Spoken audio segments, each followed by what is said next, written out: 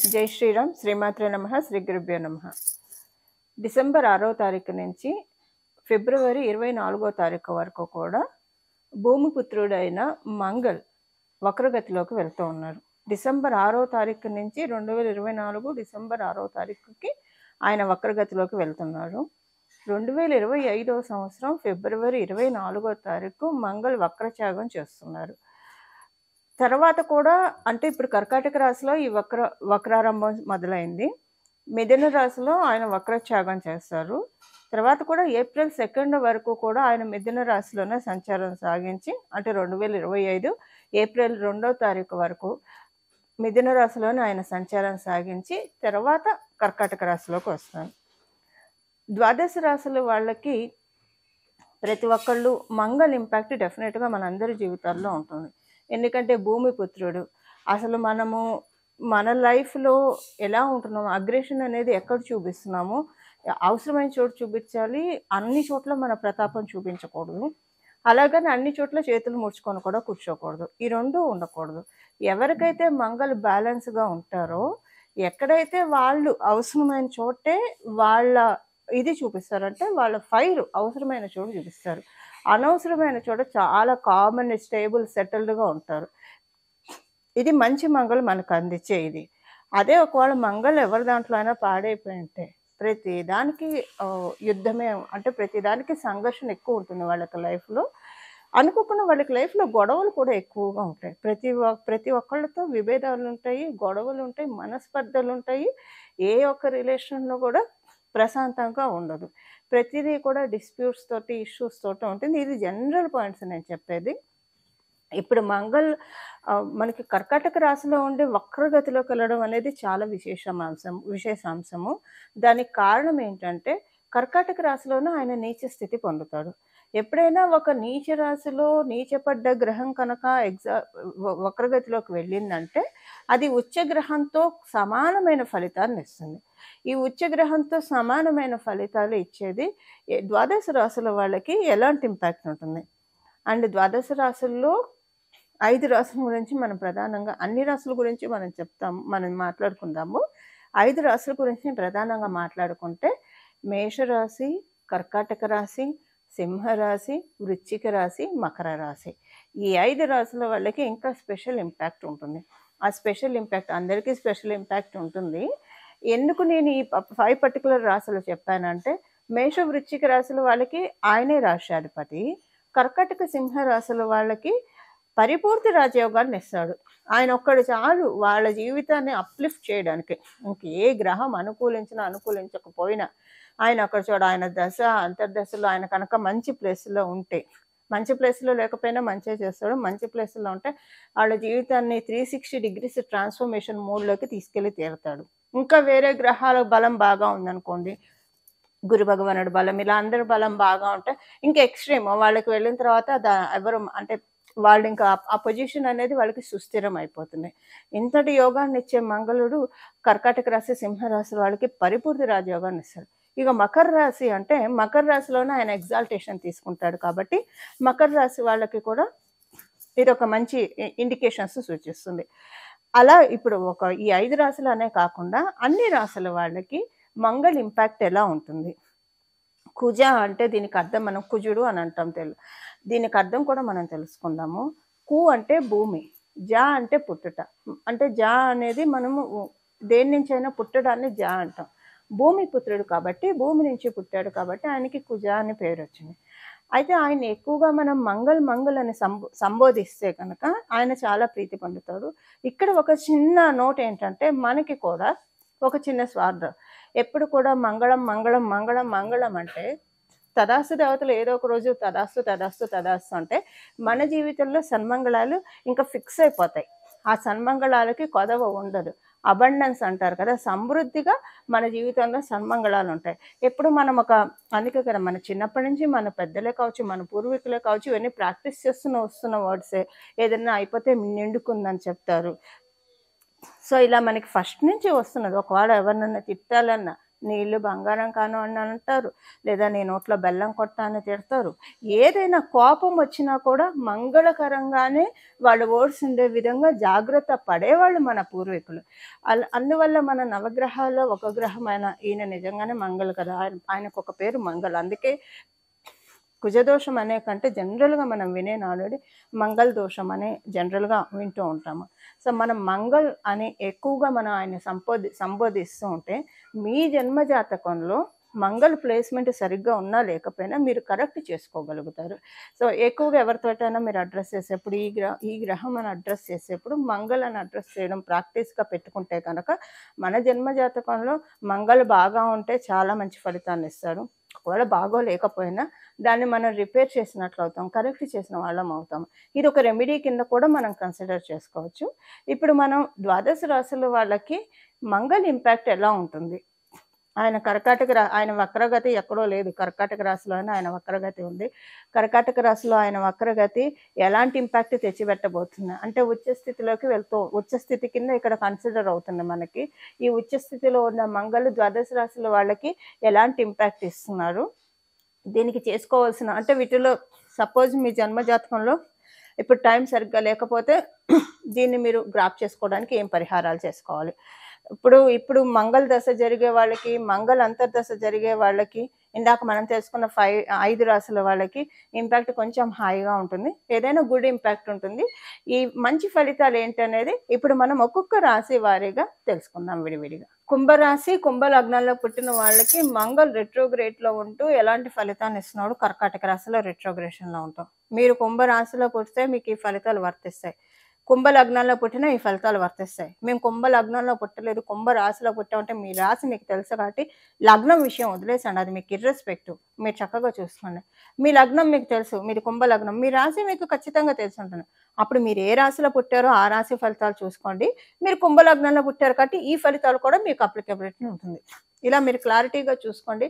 అసలు మీకు ఇదేం తెలియదు, కుంభరాశిలో పుట్టామని అంటే ప్రశాంతంగా చూసుకోండి. లగ్నం విషయం మీరు వదిలేసండి, లగ్నం గురించి మీరు వెంపర్లాడకండి, మీ లగ్నం మీకు తెలియదు కాబట్టి వదిలేసేసండి, కుంభరాశి ఫలితాలు చూసుకోండి.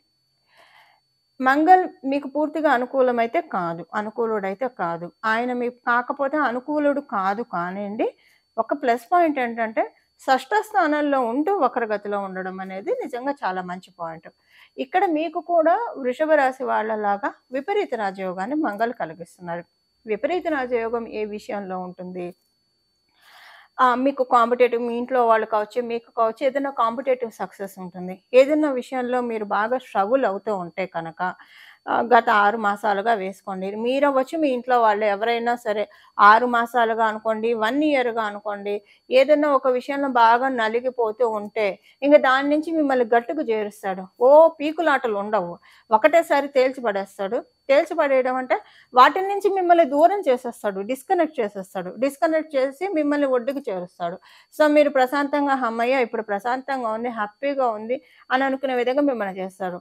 మీకు లోన్ విషయంలో కూడా ఏదైనా టెన్షన్ ఉందనుకోండి, లోన్ రీపే చేయలేకపోతున్నామే, లోన్ కోసం ప్రయత్నిస్తుంటే లోన్ రావట్లేదు, లోన్ రీపే చేయగలుగుతున్నామా లేదా టెన్షన్ పడుతూ ఉన్నారనుకోండి గత 6 నెలలుగా, సంవత్సరంగా, ఇప్పుడు దాంట్లోంచి బయటకు తీసుకొచ్చేస్తాడు మిమ్మల్ని. అంటే మీరు చక్కగా మీ లోన్స్ని మీరు క్లియర్ చేసుకోగలరు అన్న ట్రాన్స్పరెన్సీని మీకు మంగళ కలిగిస్తున్నాడు.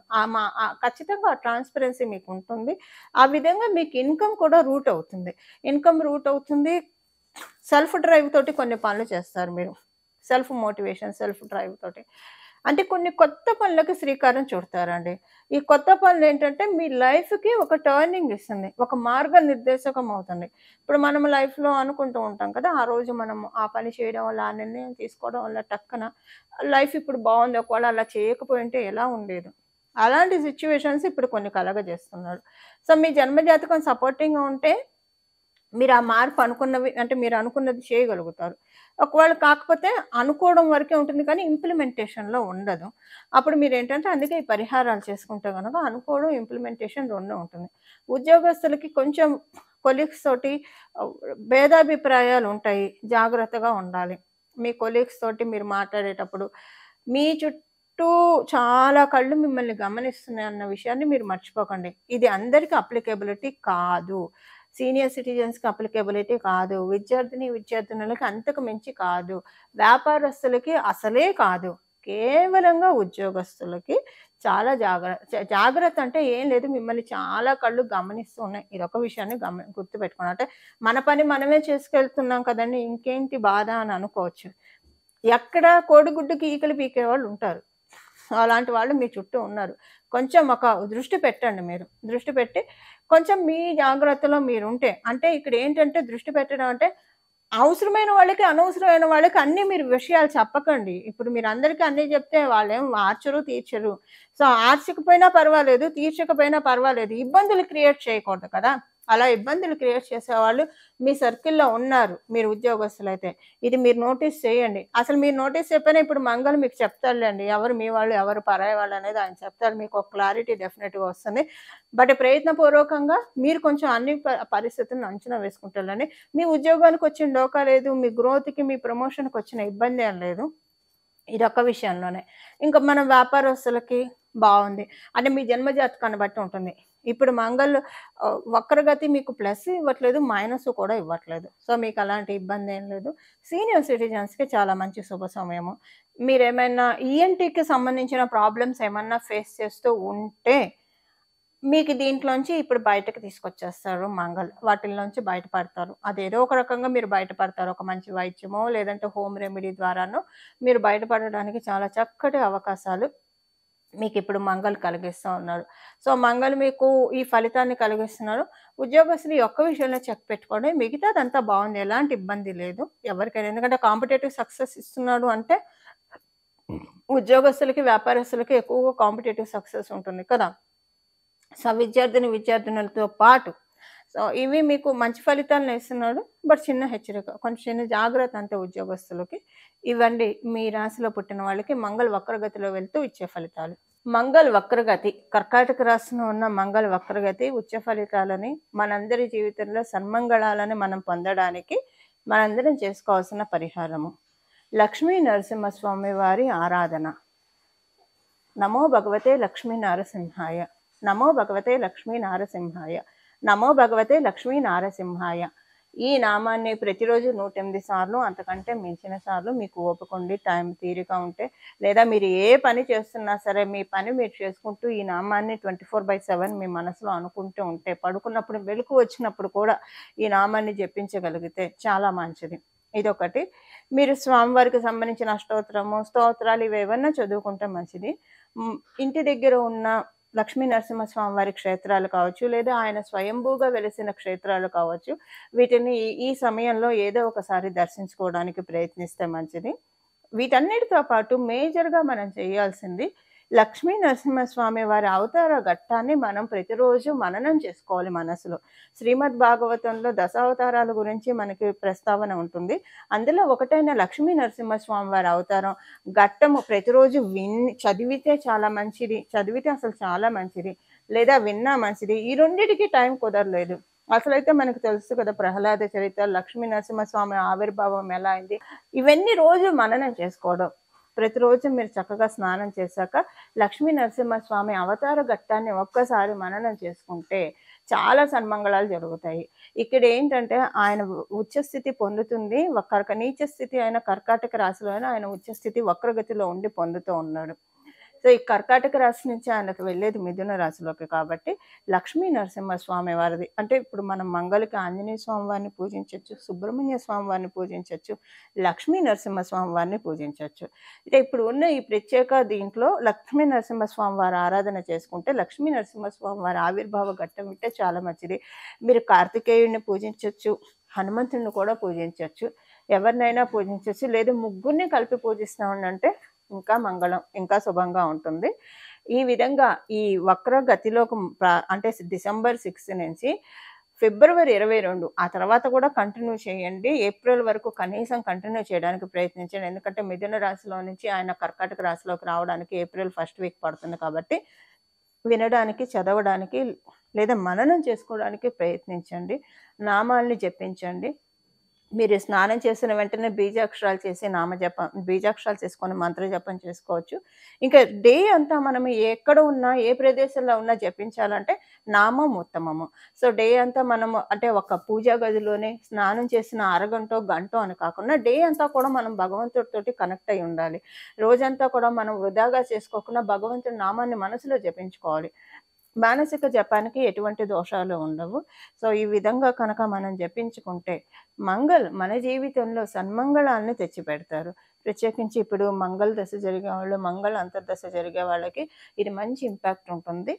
దీన్ని మనం చక్కగా క్యాష్ హోల్డ్ చేసుకోవడానికి ప్రయత్నిద్దాము. మన జీవితంలోకి సన్మంగళాన్ని మనం ఆహ్వానిద్దాము. సన్మంగళాన గంటికల్ని మన జీవితంలో మనం మోగిద్దాము. ఇలా మనందరం మోగించాలని చెప్పి నేను కూడా మనందరి తరఫున లక్ష్మీ నరసింహస్వామి వారిని, ఆంజనేయ స్వామి వారిని మరియు సుబ్రహ్మణ్య స్వామి వారిని మనస్ఫూర్తిగా శరణు వేడుకుంటూ మంగళం. నమో భగవతే వాసుదేవాయ.